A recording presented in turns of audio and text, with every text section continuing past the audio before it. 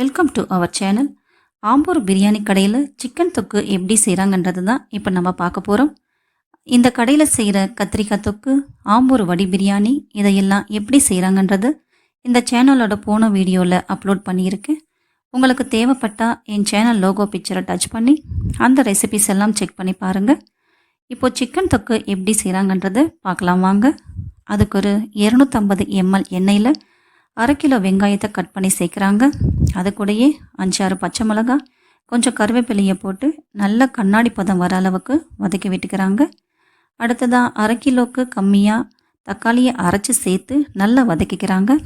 நல்லா வதங்கினதுக்கப்புறம் 25 கிராம் மஞ்சள் தூள், 50 கிராம் மல்லித்தூள், 50 கிராம் கரம் மசாலா, 100 கிராம் அளவுக்கு மிளகாய் பொடியை போட்டுக்கிறாங்க. எல்லா மசாலாவையும் போட்டுறதுக்கப்புறமா சுத்தம் பண்ணி கழுவி வச்சுருக்க 2 கிலோ சிக்கனை கூடவே போட்டுட்டு நல்லா வதக்கி விடுறாங்க. எல்லா மசாலாவோட பச்சை வாசனை போகிற வரைக்கும் நல்லா வதக்கி விட்டுக்கிறாங்க. சிக்கனும் மசாலாவும் நல்லா வதங்கி எண்ணெய் பிரிஞ்சு வர அளவுக்கு நல்லா வதக்கி விட்டுக்கிறாங்க. அடுத்து சிக்கன் தொக்குக்கு தேவையான அளவு உப்பு சேர்த்துக்கிறாங்க. அடுத்து சிக்கன் மூழ்கிற அளவுக்கு தண்ணி ஊற்றி நல்லா வேக விடுறாங்க.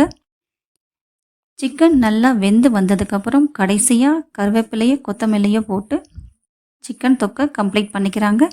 அவ்வளோதாங்க, ஆம்பூர் பிரியாணி கடை சிக்கன் தொக்கு ரெடி ஆயிடுச்சு. இந்த வீடியோ உங்களுக்கு பிடிச்சிருந்தா வீடியோக்கு ஒரு லைக் கொடுத்துட்டு சேனலை சப்ஸ்கிரைப் பண்ணி வச்சுக்கோங்க. அப்படியே பக்கத்தில் இருக்கிற பெல் ஐக்கானை கிளிக் பண்ணிவிட்டு ஆல் என்ற ஆப்ஷனை கிளிக் பண்ணி வச்சுக்கோங்க. அப்போ தான் நான் போடுற வீடியோ எல்லாம் உங்களுக்கு நோட்டிஃபிகேஷனாக வந்து சேரும். தேங்க்யூ.